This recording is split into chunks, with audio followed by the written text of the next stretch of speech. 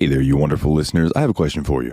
Do you want to make a podcast? Well, Spotify's got a platform that lets you make one super easily and then distribute it everywhere and even earn money all in one place and for free. How can you beat that? It's called Spotify for Podcasters. And here is how it works. Spotify for Podcasters lets you record and edit podcasts right from your phone or computer. So no matter what your setup is like, you can start creating today. Then you can distribute your podcast to Spotify and everywhere else podcasts are heard.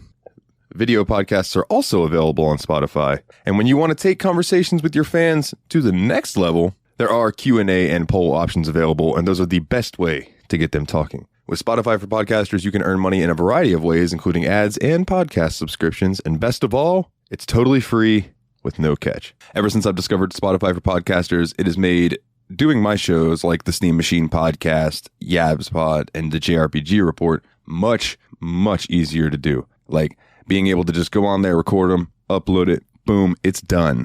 I don't have to pay for a site service to host or anything like that. It's fantastic. So I highly recommend that you give it a try. Download the Spotify for Podcasters app or go to www.spotify.com/podcasters to get started today. This week on the Steam Machine Podcast, a smashing blast from the past. Cue the music.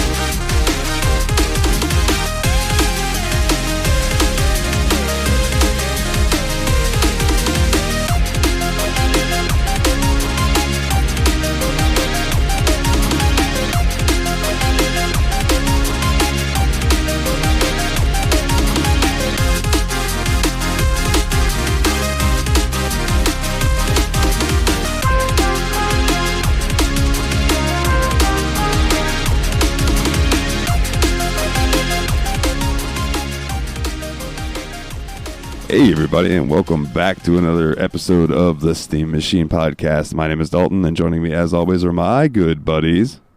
It's the Brothers of Destruction again, Nate. Guess who's back? Back again. Lily's back. Tell your friends to listen to the previous two episodes that didn't have the guy with the bad voice. Pyro. Pyro. Strokes. Let's go. It feels good to be back, gentlemen. It feels good to be back. How are you guys doing this week? The trio's back together. I'm happy to have it, man. I have been sick. I've been just dealing with a lot, and I'm glad that I'm 100% and I'm ready to record one, boys. Heck yeah, we're glad you're back, man. It was fun. Yeah. Wasn't bad doing episodes with just the two of us, but it always feels a lot better when you're here. Yeah, for sure. I'm looking forward to listening to those two. You know, I'm a little bit behind. Don't listen to it. How dare you, sir? I'm behind on every podcast. Look, I'm a lot closer to caught up on this than I am on the Adventure Zone. Yeah. I have like 12 episodes back on that shit. Yeah, that's like me and Tell 'em Steve Dave. I've got like half a year worth of Tell 'em Steve Dave to listen to. It's been sad. Real quick, I just want to go ahead and get this out of the way here in the beginning. Because I'll forget it if I don't.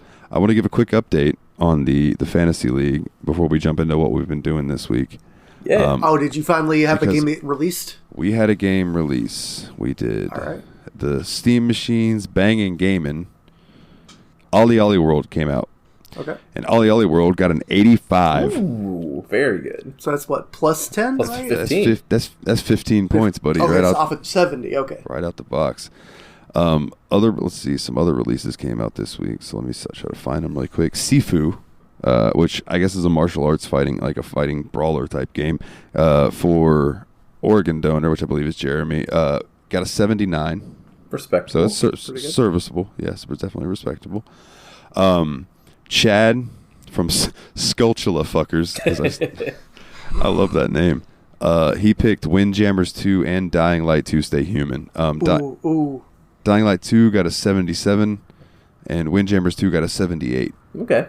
So not bad. I would have taken Windjammers personally. I thought that, like, as a sequel to a cult hit like that, I figured it would be, like, just critical candy. Yeah.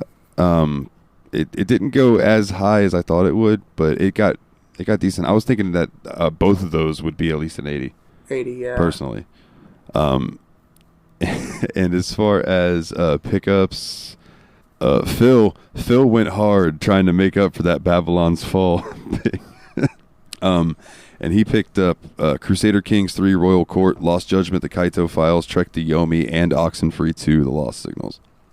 Holy shit. Well, he's going to have some fun, isn't he? Yeah, he's got 2 open slots left, and I hope he saves them.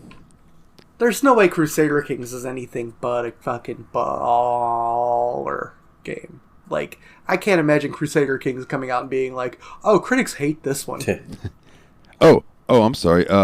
Organ donor Jeremy from Oregon, also Pokemon Legends Arceus got an 85. So genuinely surprised it's not higher. The one that I'm worried about that he's got is Stalker 2, because that's probably going to be all. I hope that game's awesome. But he's also got Stranger of Paradise, so I'm hoping to make some counterpoints on that motherfucker. But yeah, that's about it. I think I mentioned 2 Point Campus that Mike picked up last week. Yeah. And I'm like, holy shit, there's a 2 Point Campus game. That's amazing. But yeah, it's been fun so far. I have not made any bids between us and the listeners, because I don't think anybody but Mike listens. So if he wants to counterpick me, that's cool. But whatever. I'm thinking about snagging Elix too. But Elix. I haven't done it yet. So Elix was like the sequel to the Gothic series, basically, or the successor to the Gothic series. Gotcha. Which actually, I guess technically not Riven, that was missed. You clown. Is it called Riven? Hold on. Riven was the missed sequel. Oh shit! Or IVN. I don't know. There's another sequel to Gothic, but it starts with an R, but I can't remember what it is, and I'm not going to spend the time to look it up. What have you guys been playing this week? Either of you been playing anything? Well, Nate, I know what you've been playing, so go ahead. Yeah, I've been going hard on Pokemon Legend Arceus. I think I'm about at the end of the game. I have just caught a very important legendary Pokemon before I started recording with y'all tonight. But the one thing I think is really cool about that game so far is it's giving me appreciation for Pokemon I never really cared too much about before, which is always a pretty cool feeling. It's like early on in the game, so this doesn't even count as a spoiler because this is like in the second area of the game. I picked up an Alpha Hippowdon, which is Hippowdon's a Pokemon I never really cared anything about. It just kind of existed. I didn't like it, didn't hate it, just existed. I love this dude in this game. He's so good. So what is an Alpha Pokemon? So Alpha in this game is like there's giant versions of Pokemon that are really high level for the area you're in that basically are just like, you're basically like, I'm trying to think of a good way to describe it. So if there was like a Titan running through an area of Pokemon. Yeah. So I saw like was it kind of like in Xenoblade Chronicles where there's like a way high level version of the monsters running around or something like that? I have heard people compare this game to Xenoblade. So yeah. Oh, shit. That's kind of awesome. Yeah, so for instance, like this Hippowdon, I think when I caught it was level 40 in an area with like level 15 level Pokemon. So like I think it took me like 5 Pokemon to get him low enough to the point where I could actually catch him. What's the evolution of Shinx? He goes to Luxio, then to Luxray. Okay, I think it was a Luxray. Okay. I think it was a Luxray. I was this right when I started, dude. Some of my Pokemon were like level 6 and 7, and I saw one of those big fuckers, and I was like, "Oh man, I should probably run by him." And I didn't run by him fast enough, and I went into a battle, and he fucking killed all my Pokemon. Oh man, speaking of Pokemon too, like I don't know how I've gotten this awesome of luck in the last couple days, but I play Pokemon Go also, and I caught 2 shiny Pokemon day after day. Like I caught a shiny Electabuzz yesterday and a shiny Natu today. So I was pretty stoked about those pickups too, because shinies are not easy to find in Pokemon Go. What does a shiny Electabuzz even look like? It's kind of like a reddish color. Oh, that's cool. Yeah. I always wonder like what's the rate of seeing a shiny in some of the games, like the games themselves. I mean, it's well under 1%, I believe. Yeah, I think at least at the start, I think it was literally 1 in 256. Now, correct me if I'm wrong, but the first shiny was in gold, right? And it was the Gyarados that you could find that was red, right? I think there was more than one of them, but I think I think shinies first appeared in gold, silver. I know red, but the red Gyarados was definitely the one that is the biggest deal. Oh yeah, I always snag him. I save before I go out swimming in that lake because I'm like, no, I'm gonna catch him. There is no just defeat him and let him go. No, that's not a thing. So Arceus is doing you pretty nicely then. It sounds like they've got they just added a lot of weight to stuff that didn't have weight to it before. Like you can catch trash Pokemon and use that for research, and it's like fun and interesting. It sounds like random battles just have more of a feel of being interesting in general. Yeah, and there's ways to gain experience for your Pokemon that don't involve like battling. So like if there's like a mineral deposit you want to get, you can throw one of your Pokemon at it and it'll break the mineral deposit and you'll get the items you need to craft things later in the game, and that also gives the Pokemon that got that for you some experience. So it's really cool that like I don't have to worry about battling everything to level up my Pokemon when I can just throw some out here and there and get some experience. It allows me to play out what used to happen in my head when I was out in my backyard playing Pokemon. You know what I'm saying? So you don't think that there's going to be more Pokemon Legends games in future? There better be. I can't see this doing poorly in a way that's going to make them think, no, let's just shelf this and never do this again. I can't see them doing that. I think it's reinvigorated a lot of people in the Pokemon community and gotten a lot of people excited. If they dropped it now, I think it'd be a huge mistake. So this isn't Let's Go Pikachu. This isn't fucking no, but Pokemon Pinball. I can tell it's really going to be a thing. I can tell what they learned from Pokemon Let's Go Pikachu though, because like there are some elements of that are still around, but they're just way more polished and better now. That's awesome. I'm really glad that people are like able to engage with this world. Like it feels like people are really reaching was it the Generation 4 world, I think is what Legends Arceus is in? Sinnoh. But basically there's like people have a much more of a relationship with Sinnoh than they ever had before, and that's just like super Which cool. I think they were brilliant that they put this out, Pokemon Shining Pearl and Brilliant Diamond, before this came out, because I'd never played Pearl or Diamond before. Oh, I didn't even realize there was a connection. Okay, so the generation that they remade is also the generation that Arceus is. Yeah, okay, I think that was awesome. a brilliant decision, because I think I'm appreciating Arceus even more from having played Shining Pearl for the first time just a few months ago, because like all this lore, it all makes a lot more sense. Like I don't think you need it necessarily to enjoy yourself playing the game, but as somebody that didn't play that generation of Pokemon games, I get what's going on in a little bit deeper level than just anybody just starting out would. So I think that was a brilliant idea, putting that out first. Yeah, and I never played Pearl or what was Diamond. the other one? Sorry, Diamond. Jesus Christ, Diamond. But I did play a ROM hack back in the day called Light Platinum, which I recommend to fucking anybody. It's the best ROM hack of Pokemon I've ever played. But it had up to Generation 6 Pokemon in there. So there was like 800 Pokemon or something that you could catch. So I've seen these Pokemon in sprite form. So when I see them now, I'm like, oh shit, there's such and such. Oh, look at, like, Shinx is fucking adorable. Mean little fucker, but he's adorable. But yeah, I've been playing some of that, and I've also been emulating on TSMP, I think is how you pronounce it. I don't know. It's the DS simulator. I'm doing Heart Gold. Nice. Because going way back. I never got to play the remake of that, and Gold's my favorite game. Because that was my first big one that I had, and I fucking loved it. I guess we've all been going back to revisit old shit too, because the thing I've been playing lately has been a Doom mod called The Long Trek Back Home, and it's basically at the end of Doom 2, after you beat the Icon of Sin, you're walking back through the levels that have been destroyed by the devastation of all that. That sounds really cool, actually. That does sound cool. It's really neat, because it's not just like the levels played backwards. Like they've added a bunch of like new pathways, and like it references the levels, but like in such a way that like they feel like weird liminal spaces almost. Like there's a little sense you get when you're playing the game that's like the game is over. There's no game left. Leave. Get out of here. Like, it's weirdly foreboding and, like, in a really awesome way. Yeah, I can imagine playing through that and going back through the Crusher level would be really interesting.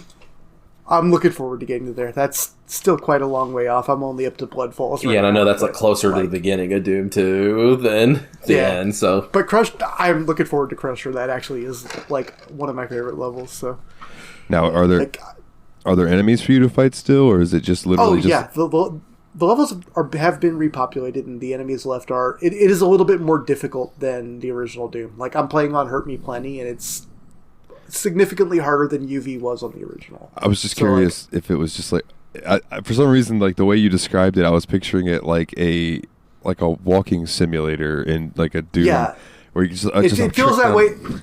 It feels that way at first, and then you start running into resistance. It's really well done. Like, oh yeah, I don't know. Like, it's hard to explain, but like, I'm really enjoying like the vibes that it puts out. Like, the only reason I'm stuck on Blood Falls is just because that's like a level I never enjoyed that much in the first place too. So I'll like play it once I die. I'm like, yeah, fuck it, I don't like Blood Falls. Yeah, I can imagine you getting similar vibes when you go to like this downtown type levels. Hey, guess what? Barrels of Fun is coming up soon. Yay! Although I've heard that they actually did something really neat with Barrels of Fun, so I'm actually looking forward to that one. I beat the story in Judonia today. Nice. Well, Grass, I saw you were playing that. The story so far. So like I got to a point in the main quest line where the guy's like, "This is what I've done so far. I hope you enjoyed it. More will be coming soon. But for now, you can go do world events and dungeons and side quests." And I was like, "Oh, cool. Okay, that works for me." I do recommend that, and I believe I don't know if there still is, there was a bundle on Fanatical where you could get 3 games for $9.99, and one of them is Judonia. So if anybody wanted to, snag it, it's quite fun. It's made by one dude, and it's hella impressive for it being made by one guy. Like, straight up. Like, there's some mistranslation stuff because I believe the dude's Russian, but like, that doesn't bother me. Yeah. I mean, that'll get fixed later. It's an early access game. We grew up in the era where mistranslations in video games was super common. I mean, come on. All your base are belong to us. Zeroing, hell yeah. But like, translations from Russian have not been that bad lately. Fucking Graveyard Keeper was translated from a small group from Russian, and I thought that game's translation was really good, the character came through. Aye, comrade. The humor translated. Yeah. Donkey. Comrade Donkey. He's a good comrade, Donkey. If you don't give him carrots, though, he does not do shit. He comes from the left wing of the stable. I also started fucking around with Onigiri, which is just like this free-to-play MMO that's based on Japanese mythology. Isn't that a kind of sushi? It is also a kind of sushi, yes. And because of this game, I've always wanted to eat onigiri. So basically, onigiri is like a Japanese handheld street food. It's like a sushi hot pocket. Oh, but it's not hot. Awesome. Like they make a big triangle of rice with the sushi stuff in the middle. Oh shit! It's that. And then they fold a piece of seaweed on there, and that's what you hold, and you just eat it. And I've seen that in cartoons before. I just didn't know what it was called. I know what you're talking about. Like, I could see like a cartoon drawing of it in my head. Oh, sure. If you watch certain cartoons, they would have called it a type of donut. It's a hamburger.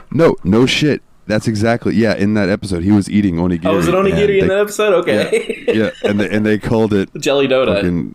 Jelly donut. They called it a jelly donut in Pokemon. They called it a hamburger in Digimon. It has been translated a bunch of goofy ways. They just think we're too stupid to get it. I mean, we are wicked stupid. That's why we have a podcast. And then there were 2 things that I wanted to touch on about my Skyrim this week. And then I will, shut up about what I've been doing. Pokemon has been killing my Skyrim time. I have not played any more Skyrim. I still haven't talked to the Greybeards. I can't blame you. Like, Pokemon's awesome. That game's a blast. But so there's a mod that I have for a follower. His name's Lucian, and he's basically like a scholar type guy who wants to go around and travel with you and see these Dwemer ruins and things like that. And he's got a quest involved with him I won't go into because I don't want to spoil it for anybody who might want to check him out. But he's really cool. He's fully voiced And that's rad.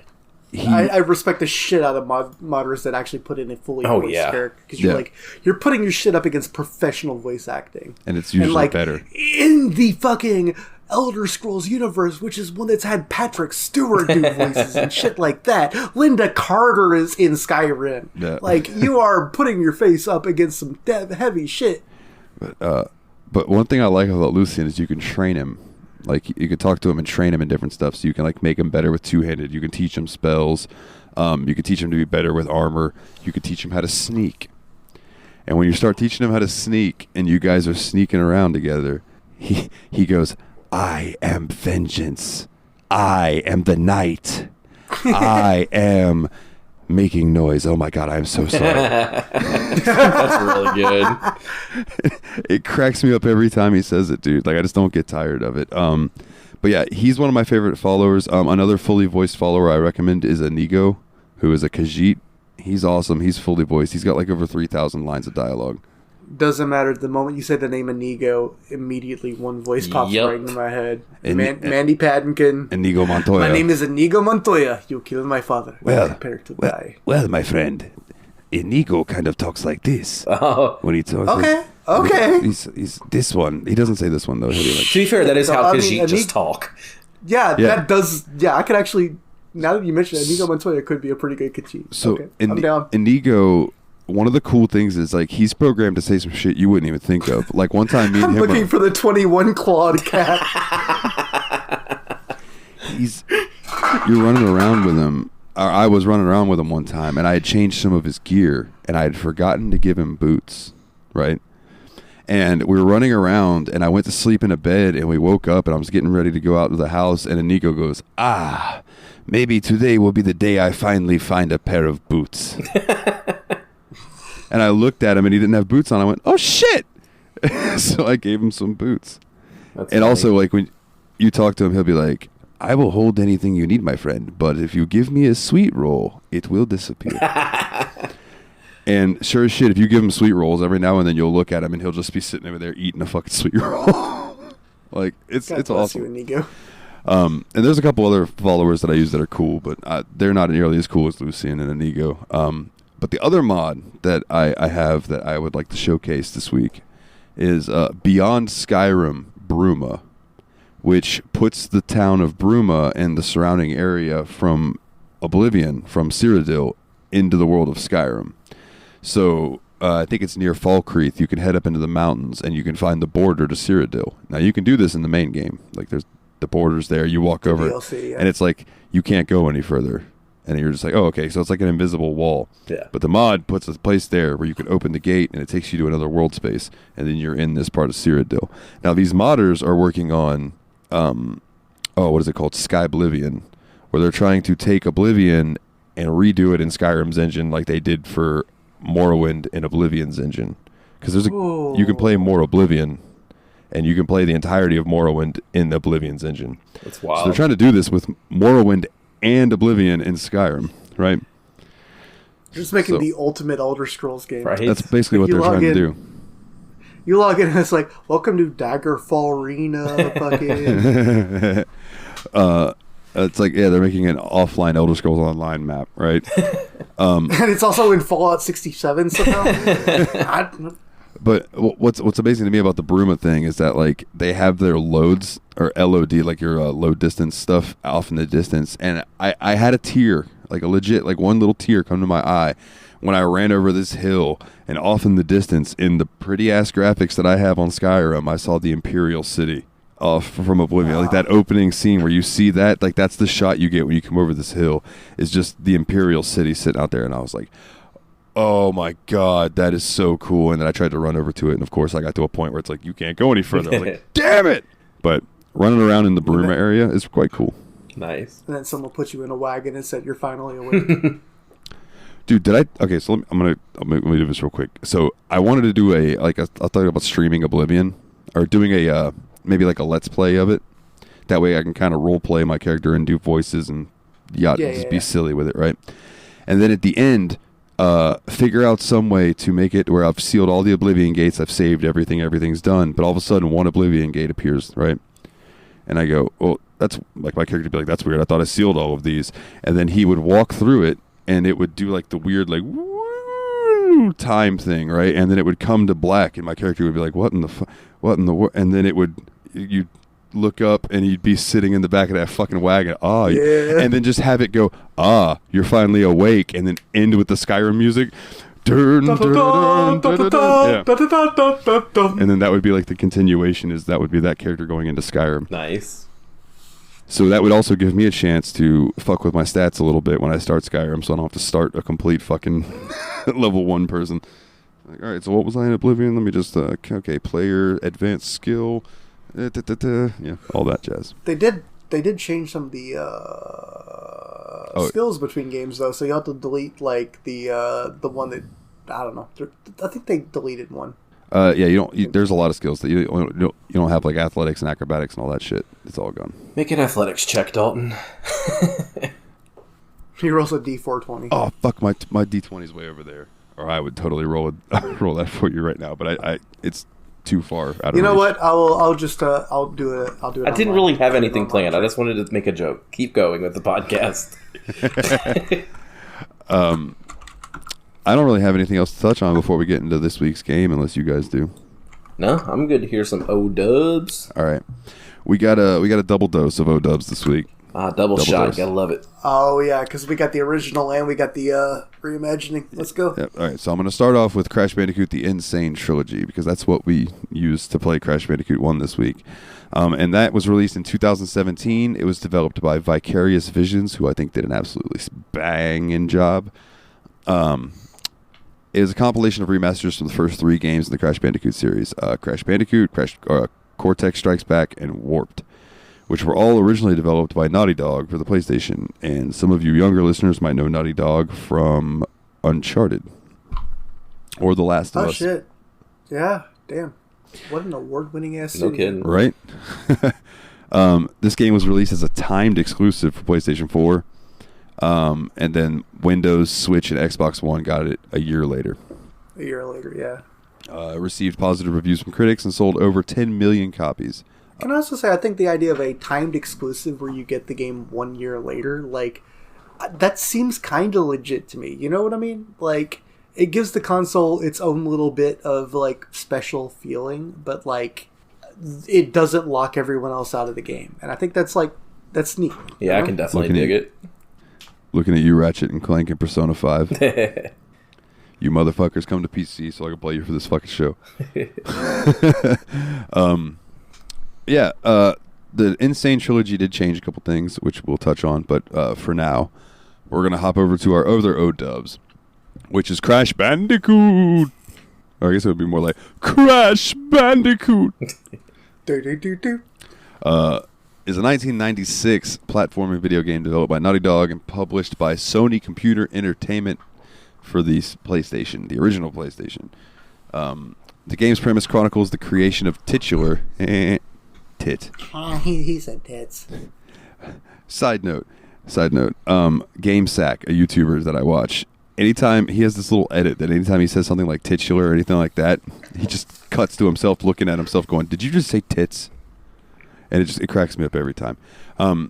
But this game's premise involves the titular character Crash, a Bandicoot, who would have guessed, who has been uplifted by the mad scientist Dr. Neocortex. The story follows Crash as he aims to prevent Cortex's plans for world domination and rescue his girlfriend Tawna, a female Bandicoot. Not appearing in future games. Yeah, a female Bandicoot who was way sexier than a Bandicoot should be. So that's probably why she didn't appear in anything else. The Candy Kong factor. There could be a link between furries in this game. It is my understanding that she's a little too Candy Kong, so they replaced her with the Dixie Kong of Coco Bandicoot in future games. Yeah, and Coco is actually in the remaster. You could play as her. That's true. You had the time machine. And I like Coco. She's a cool character. But yeah, so the game is played from a third-person perspective in which the camera trails behind Crash, though some levels showcase forward scrolling and sideward scrolling. Yeah. Basically, it was released to positive reviews, praised the game's graphics, presentation, audio, difficulty level, and the title character, but criticized its linearity and lack of innovation as a platforming game. Now, let's just stop right there. What game was like Crash Bandicoot before Crash Bandicoot? There wasn't. Crash Bandicoot really was its own damn thing. Like, it wasn't a Mario clone. It wasn't a Sonic clone. It actually broke the mold where it had, like you said, the levels were kind of linear or whatever, but like the idea that there were side scrollers, forward scrollers, back scrollers, I guess you'd call the boulder level, like nothing like that in any of those other games. So I'm really confused where it said it didn't do any innovation. I can't think of any other game that played like Crash Bandicoot. It plays like a 3Dized version of a Donkey Kong Country or Super Mario World type game. I mean, there's very precise jumping to the point where it's sometimes like single block level precision. Like, it is still a platformer, and I think that the complaint that they had was, why are we still having platformers when we are in 3D now? It's a facile and stupid complaint, but I do think the gameplay does not transcend games that existed before it. Fun fact about precise jumping in Crash Bandicoot. In the original Crash games, everything back then was squares. Yeah. So in the remaster, they're pills.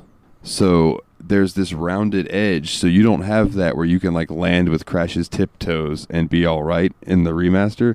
Like, you'll fall the fuck off. That fucked up a lot of people. Apparently, like speedrunners and stuff, when the remasters came out and they were going to try to just play Crash the way they knew how, and suddenly these jumps that they knew they could land, they couldn't anymore because those blocks were just slightly different. And if you landed on them the way you used to, instead of just being like, I'm all right, keep going, it was just like you just landed and slip and you die.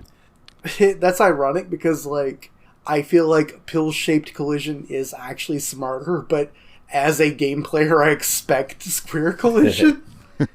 Yeah, and I can definitely see that being really tricky for somebody that's already has something so memorized like a speedrunner going to that, because that changes a lot of the way you've played the game. Yeah. Like, I'm not one that speedrun like 3D platformers or anything, but I can only imagine that would be pretty wild to get used to. But the important thing to note is that this game is not just a graphical remaster. They literally recoded, rebuilt the levels, everything. This game does not just run like Crash Bandicoot, the PlayStation game, in modern graphic style. It's actually completely rebuilt, and like they did a load of work to do that. Like if you get to the credits of this game, they go on for a very long time. Oh yeah, yes they do. So what was your guys' first exposure to Crash Bandicoot back in the day? Like, I know mine was PlayStation 1. I don't know if it was bundled with my PlayStation when I got it, or if it was just like one of the games that I snagged, but I played it back in the day a lot with my dad. That was one of our games that we went and played. So me and Nate didn't grow up with a PlayStation as early as the Nintendo 64. Our first 3D console was the N64.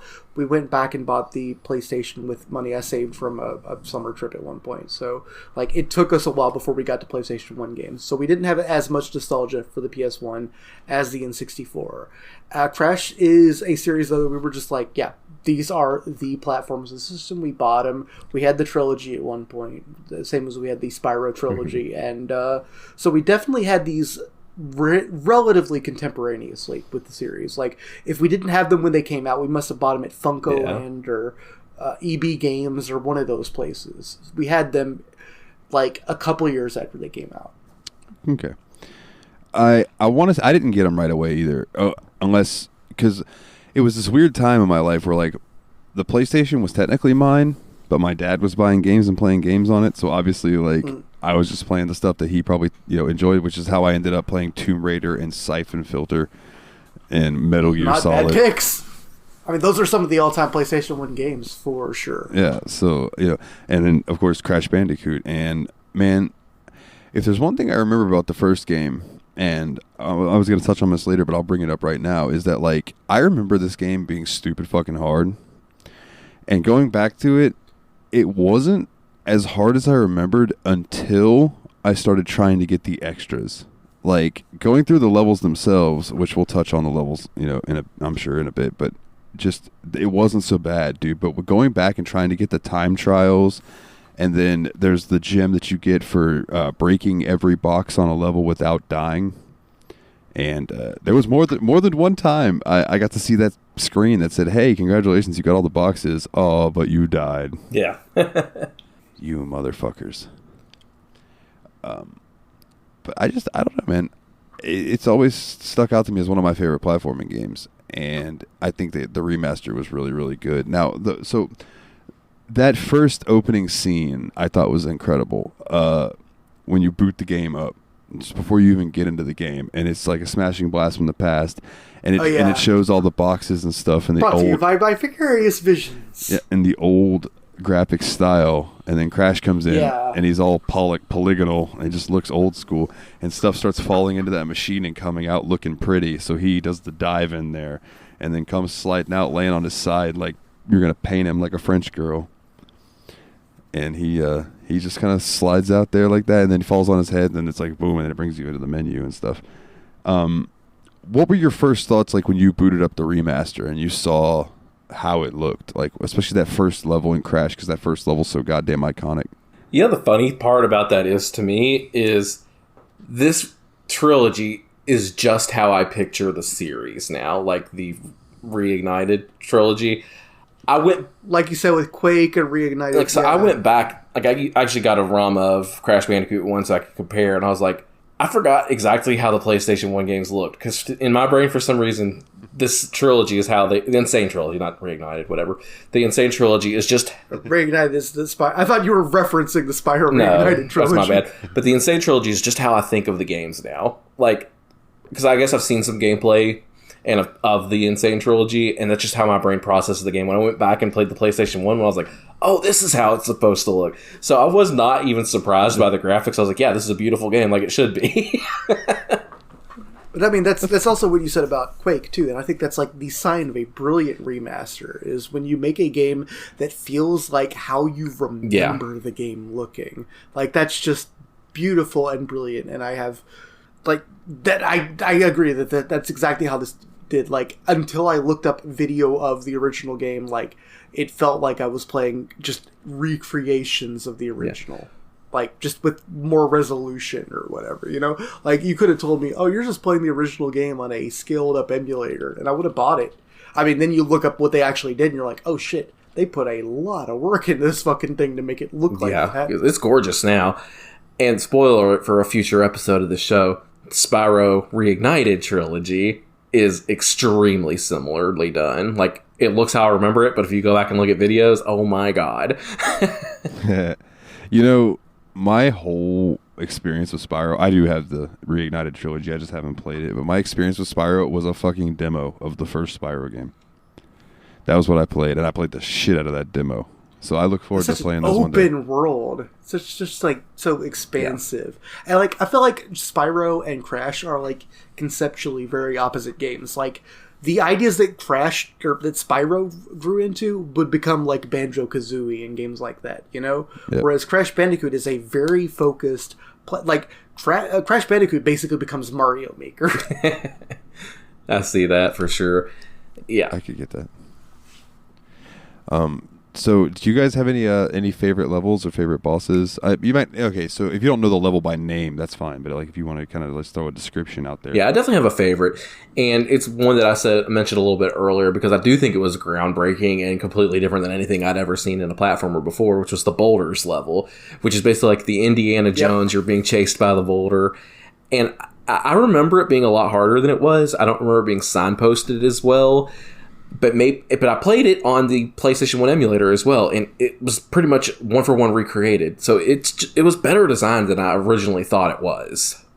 Dude, that is exactly the experience I had. Like, the main levels I remembered being, like, the most striking levels. I remembered thinking they were unfair. It was the boulder coming at you levels. And when we played the game, like, at least the first two of them, I played the boulder levels in the game. And I was like, these are really well signposted. Like, you have the time to make the jumps. The jumps are more readable than jumps into the background, I felt like. Like, yeah. I honestly thought that the boulder levels were, like, high points of the game, and I was expecting, like, I remember them being gimmicky in my head, but coming back and playing them like this, I was like, these levels are actually sick. They're really intelligently designed, really well done, really smart, and really cool, and, like, the time pressure the boulder puts on you doesn't feel unfair.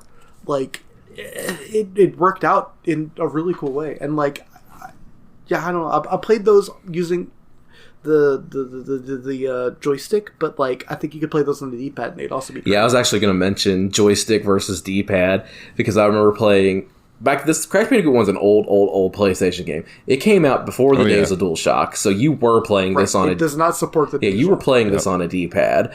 I played through this entire game on the thumbsticks myself this time, and when I went back to the PS1 version, you did have to play it on the D-pad. It makes a world of difference. It truly does. Like this type of 3D platformer, I think needs for a modern gamer a thumbstick. So I'm glad that is a really good thing that came from this series too.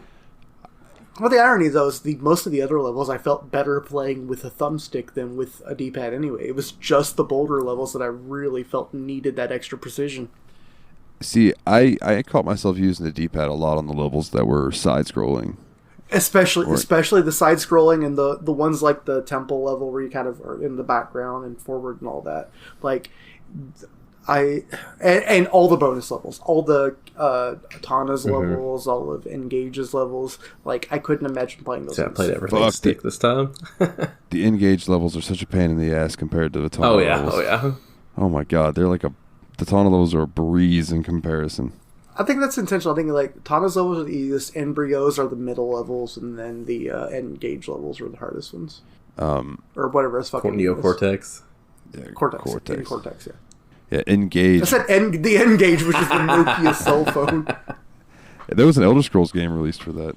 Oh my god, was there really? Yes, there was. It was called like Elder Scrolls Travels. I think it was one or two of them. I bet you could play Skyrim on it. God. So I think if I had to pick a favorite level from Crash 1, dude, honestly, it's probably the first level. It's so iconic. It's so iconic. Like, I know that level like the back of my hand. It's the only level in the entire game that this playthrough I got all the boxes, and I got the platinum speed time for it. I beat that fucker in 24 seconds. We should definitely mention they added a speed run like thing to this version of the game where you can like redo the level and then like get like a certain time frame in it. Yeah, and I don't think that was in the original Crash 1. No, this is new to this one. It definitely is in Crash 3. So I don't know. Yeah, they definitely retro put that in there. Because in Crash 3 there are the gems for getting all the boxes, and then there's you get the onks for doing the speed run times, which can be a bitch. Yeah, the onks were added to this game though, like retroactively, which is kind of neat. I didn't go for any of the speed time stuff in this one. No, I didn't either. I wanted to beat all the levels. I didn't even beat all the levels. Spoilers, I played the game for about 2 hours. You two got a lot further than I did, but like, yeah, there's a lot of games. It's a longer game than I remembered it being too. I did beat it completely. Yeah, but it is longer than I thought it would be. I was attempting to do at least go through and get all the box gems.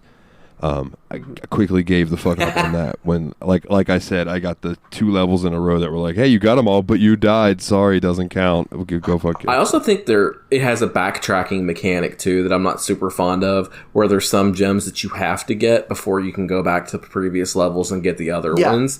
It's not one of my favorite mechanics. I wish I could just play that level and get everything the first time through, but it is what it is. Yeah, 5 out of 6 of the colored gems are in the 3rd island of the 3 islands. Yeah. So unless you get the colored gems, you can't get every box in each world. And I think also, like, get all boxes is kind of, I don't know, less satisfying than, I don't know, grab all coins or something. Like, I don't know. There's just something about it that seems a little weirdly artificial. Yeah, I feel that. Yeah, but smashing boxes kind of became Crash's thing. Yeah. True. I mean, true. I'm not saying that it's like a bad gameplay mechanic. I'm just saying I think that there may have been a middle way to do 100% of the level that just wasn't that. Well, I do appreciate the fact that it is mostly visible things that you can find, and I think there's good enough hints for the ones that aren't quite visible to be able to find the boxes, rather than, oh, you have to jump off of this, like, say a Super Mario World hidden exits thing, where there's some of those hidden exits I don't know how you'd find unless you had a neighbor that already knew it or whatever. That's true. Quick question, Nate. towards the end of the game. It's like the level before you fight Cortex, or the level before the level you fight Cortex. The fucking end of the level is right in front of you. Did you just hop across and hop on it and finish that level like that? Is that the one in the hallway where you have to do like the metal boxes to make platforms appear and like open doors? It must be, because I don't remember that, because I just hopped across and just hopped in the thing and went. I don't think I did. No. No. Yeah, because you could just hop right across and just in the level like immediately. No. And I was like, what the fuck? All right, well that works. So let's talk about some of the bosses. Yeah.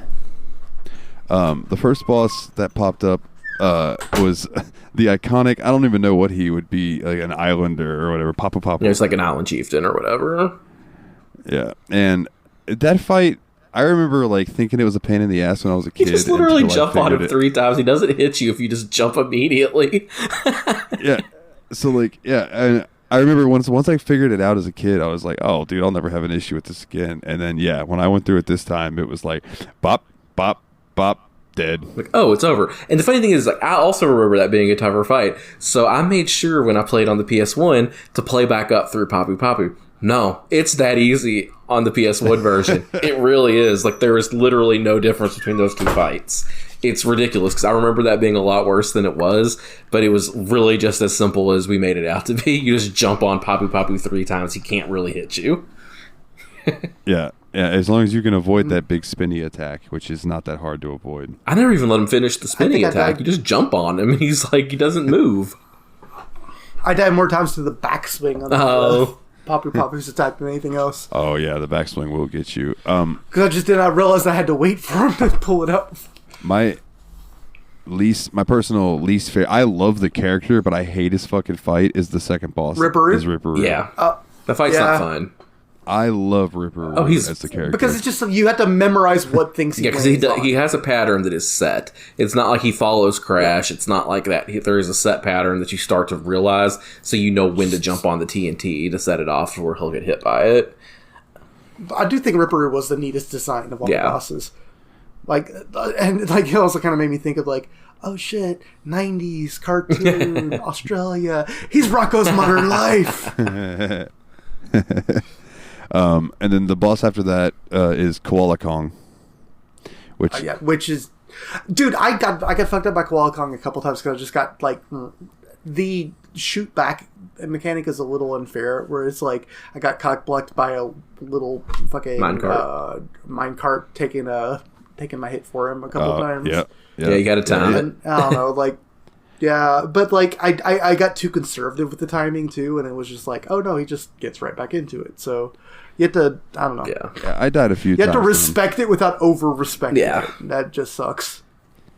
He was fun though. Like I thought the boss fights were pretty good in this game. They're not bad. Speaking, like, they're more creative than the levels I've. They're more creative than most Mario bosses ever have been. Yeah. Yeah, they're basically Mario Galaxy level boss like fights. Ancient, well before Mario Galaxy ever came out. Yeah, exactly. And like, I mean, if anything, the things I've had the most annoyance with were like mid platforming levels, like Temple Ruin and the Sky level that came after that, where it was just like a little bit too strict. And I think the biggest frustration I had was like, when I handled a really difficult platforming challenge, I didn't feel like, yeah, I fucking nailed it. I just felt like, oh, okay, I guess the thing that fucked up didn't happen that time. Like, I didn't get as much satisfaction out of beating the harder platforming as I would have liked. Dude, there was so you know how sometimes when you go through a level and you're having issues, when you finally beat it, Crash will go, phew, and he'll like wipe his brow and go, shoo. Dude, I literally beat a level and went, phew, like that at the same time Crash did. Like, without even meaning to. I was just like, oh, shit. I love that. I don't know, I think like, some of the middle levels were a little obnoxious. Especially the bridge in the Sky level was fucking annoying as hell. Like, that was a bad level. That's not a fun level, and I wish you would have known about the cheese strats before you did it. Cheesing it's not easy either, though, because I fell off so many fucking times because I would accidentally tilt my thumbstick to the wrong direction. That was a time where using the D-pad was nice because I could just go up and he would just run straight and I wasn't fucking it up. But I mean, even if you just did it straight like I did, it felt like a really annoying Mario World level, like the worst and most annoying. But you're behind him. I don't know. It that was not one of the ones that transcended the game. And I think also in general, a problem I have with the game is that it's a little hard sometimes to scope out forward jumps, like jumps into the background. Like sometimes they look way shorter than they actually gauging depth is pretty difficult in this game. Well, just like a neat cartoony graphic style that occasionally makes things look way flatter than they actually are. But that's my biggest complaint. Like, aside from that, I had a fucking load of fun, to be honest. Speaking of cheese, though, real quick, in Crash 3 in Warped, there's a boss fight where you're fighting against, I don't remember his name, but he's like a lion. It's a lion guy in a Coliseum. Oh, it's Tiny. I remember Tiny in the Coliseum. So when he releases the lions and they come at you, if you run to the front left corner of the map and just stand in that corner and run in that corner, the lions can't hit you. And it's like a way to cheese the boss. So in the remaster of 3 in the Insane Trilogy, if you do that, the crowd starts pelting you with cheese. That's a really good touch. And I was like, yeah, that's brilliant.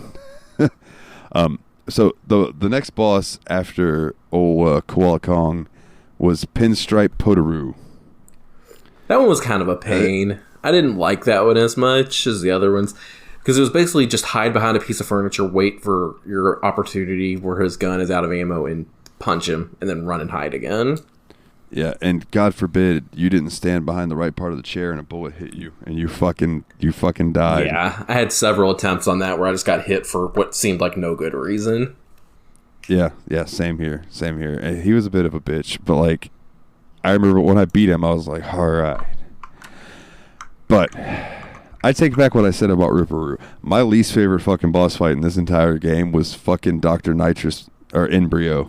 My only problem with that is he has 2 phases, and it took me several tries to figure out how to damage his second phase.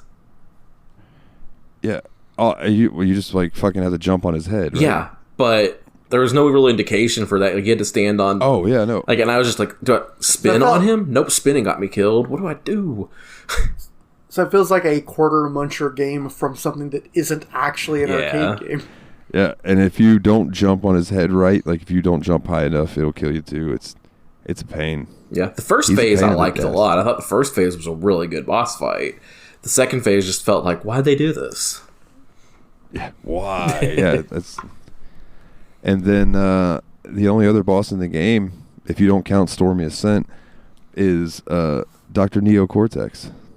And that fight, that fight took me a good few tries, but once I learned the pattern and kind of got the pattern down, I beat his ass. Yeah, it wasn't bad once you knew what to do. Like, but there was a few times like when you're starting off, like he shoots like 3 different colored like lasers, I guess you'd call them, where one of them is purple and that just shoots straight to where he's shooting it. Then there's the blue one, which kind of like goes off to the side of the screen, then comes back on and either goes straight or does like a vertical movement, like sine wave type of movement. And then the green one, which is the one that you can hit back at him. But that's also trial and error. If you don't know you can hit back the green one, you're just going to dodge it like everything else. Yeah, which I did the first couple. Same. Which I did the first couple. And then it gets to the point where like one's not good enough, so you hit it and then you have to hit another one to combine with that one, and then that'll hit him. And it builds up and he starts shooting more shit at you. So it becomes like a slight little bullet hell, if you want to call it that. Like a very miniature bullet hell there for a second at the very end. But what Tiny Toho. You get Tiny Toho, I like that.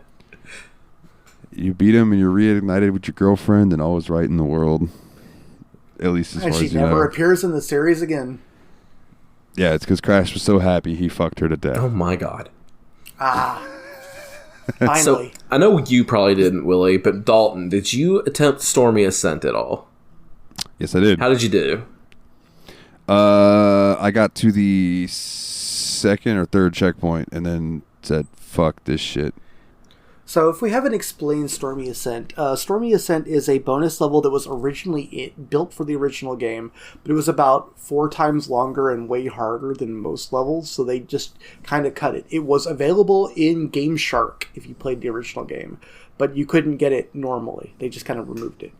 but they added it for this. It's one of the two things they added for one of the, like, trilogy bonus things, along with another level from part 3, I think. Well, so since Dalton talked so much shit on me, said about hard platformers, I had to play it. I did beat Stormy Ascent. And let me just say, some mad wicked bullshit parts of it. Yeah, it is. Mad wicked bullshit. I didn't think most of it was too bad. I actually had a lot of fun. It was challenging platforming. There's stuff you had to have really, really good timing on, like especially jumping off of like the vultures and stuff in the background to make it across some gaps. But that didn't bother me at all. The only thing that really sucked for me was the final checkpoint. So like, I don't know how you were supposed to do it. I'm thinking it must have been like frame perfect jumping or something.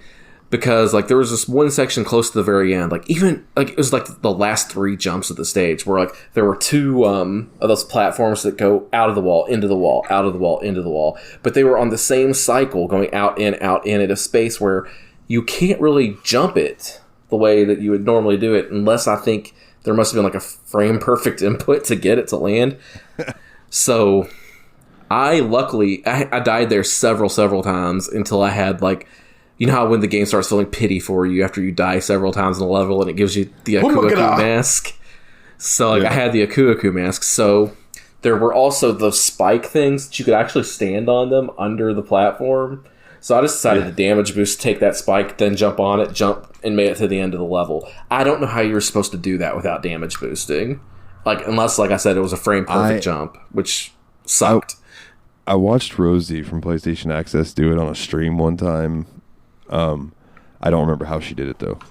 Well, that doesn't help me. But she might have done it. Treachery and cheating. She might have done it the exact same way you did. I don't quite remember, but I remember she had like 2 lives left and then finally made it. Yeah, I had more than 2 lives left, but like that's the only way I could figure how to do it. Like I think I started with like 80 lives on Stormy Ascent. I think I ended with like 40.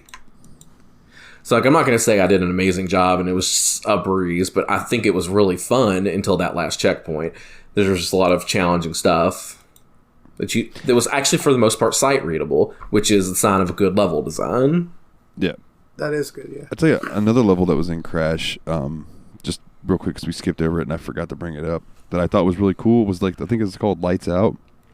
Oh, the one where you had to grab the Akuaku mask that actually lit the room up. Yeah. Yeah, because everything's dark if you don't have your mask. And I can't tell you how many times I grabbed the mask, like, all right, and immediately run into a hole because I didn't look ahead when I grabbed it. Fuck! I lost like 15 lives on that level for stupid reasons. Like, none of them were like deserved deaths. They were all just stupid fucking reasons. Okay, and if you went too slow on the level, you got screwed. Because like I did that, I took my time on one because there was a lot of enemy spam coming at me, so I just went slow. My mask wore off and I couldn't see, and I was like, well, looks like I'm walking into a hole. Yeah, because I mean, you can if you really look at the screen, you can kind of see shadows and stuff, but it doesn't. You can't see holes in the ground. Yeah, it's brutal, but fun. That level's a cool level. Like I liked that. I thought it was innovative. Innovative. Innovative. So that's the word for the day. Innovative.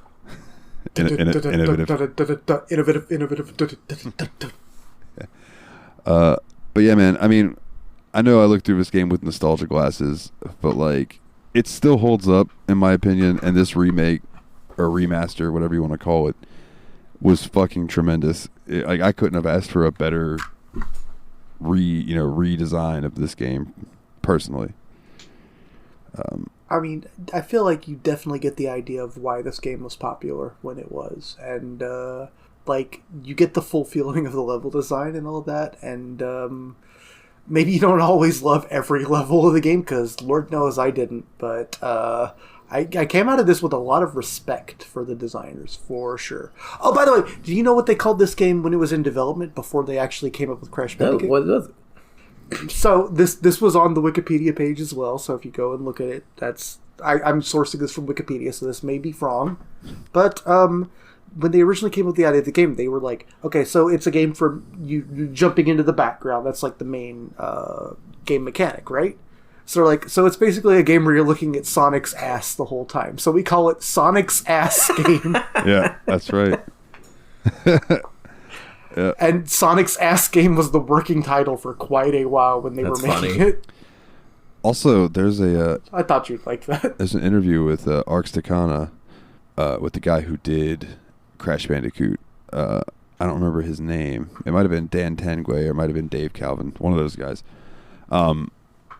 He told this. Dave Calvin. That's just Dave and Alvin of the Chipmunks.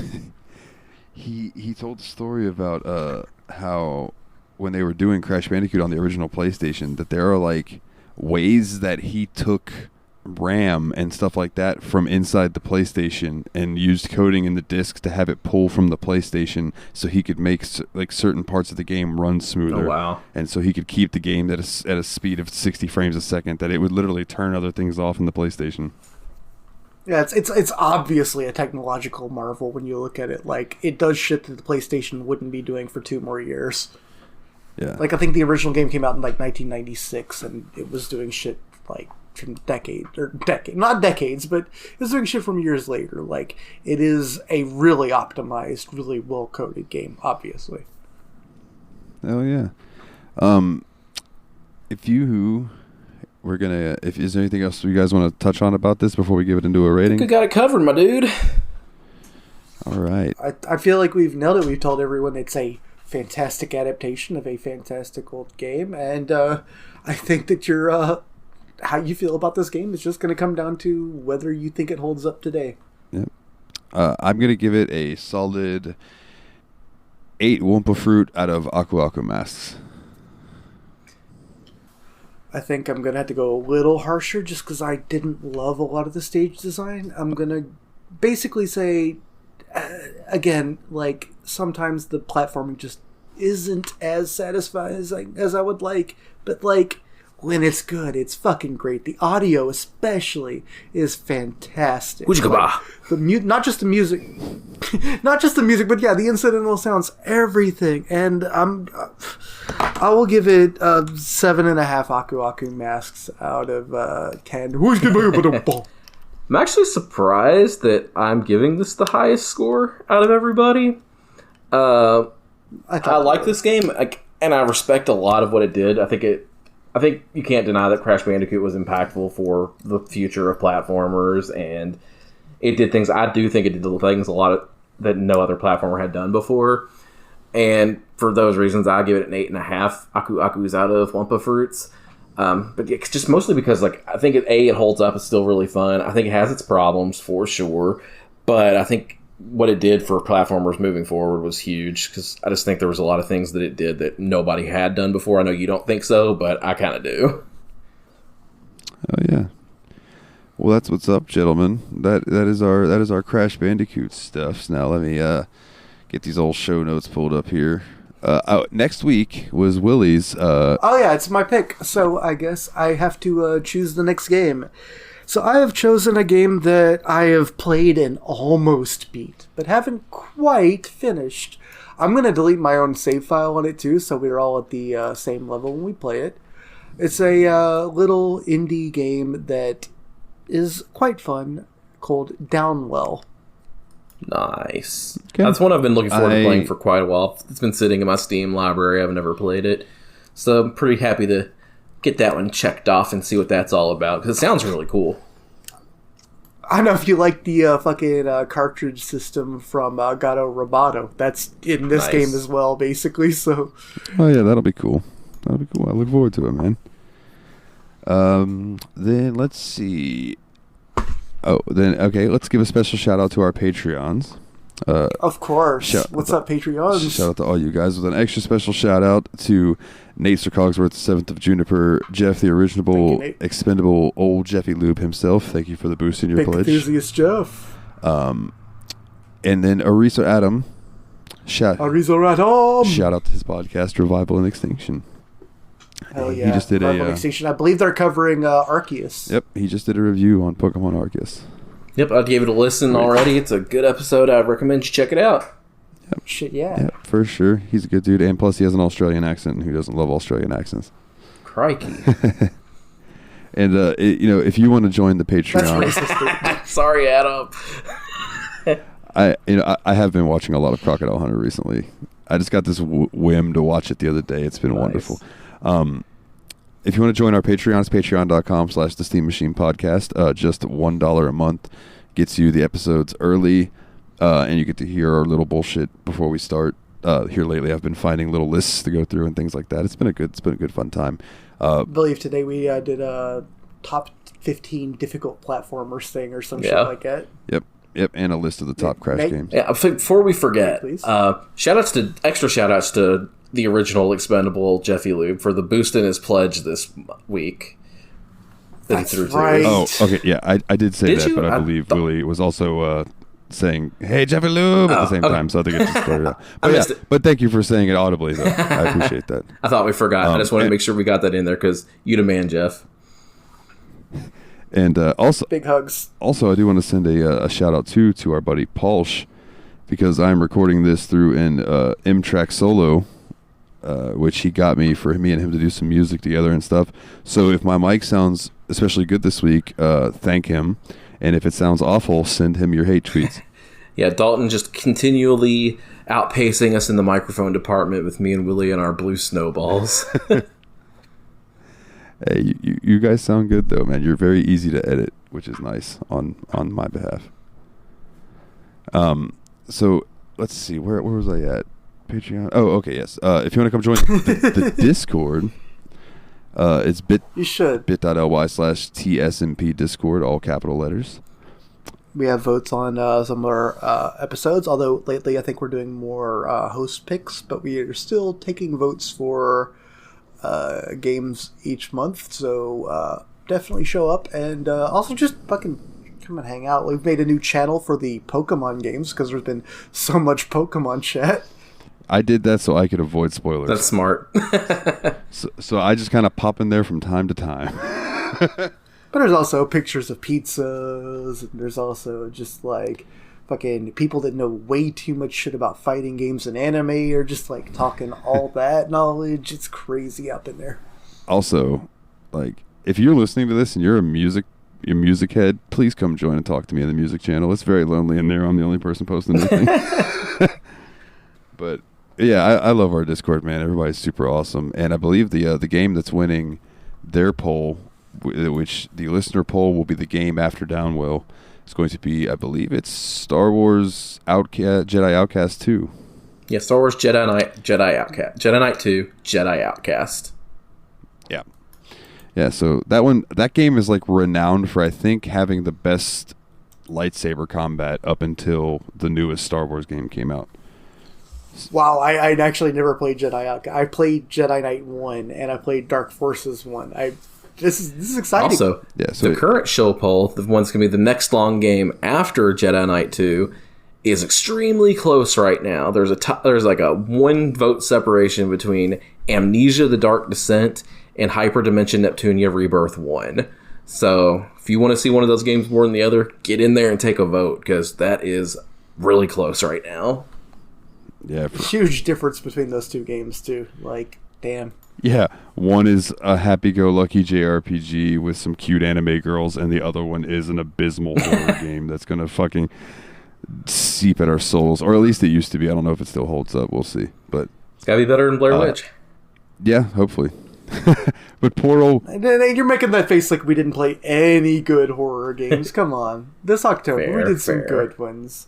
Oh. You like that one with the Blair Witch style graphics, so the PlayStation 1. Speaking of Blair Witch, on the old Abandonware site that I was perusing the other day, there are 3 Blair Witch games that came out back in the day that are like semi-based on the movies. Oh my gosh. And I was like, oh, download these, check these out in my own time, see what the fuck's going on with this. Just don't kick the map into the river. Okay, I won't. You know, I was just for vague things like that. I was reading a non-spoiler like hint guide for Persona 3 the other day just to see if there's anything I need to know. And one of the people was like, "Have fun, do the game, play it how you want to play it, but don't hug her." And I was like, "Don't hug her? What the fuck is that alluding to?" So now every time I'm playing, I'm like, "Okay, is she gonna ask me to hug her? Because if not, I'm not gonna." You're gonna hug her. Hug her. You will.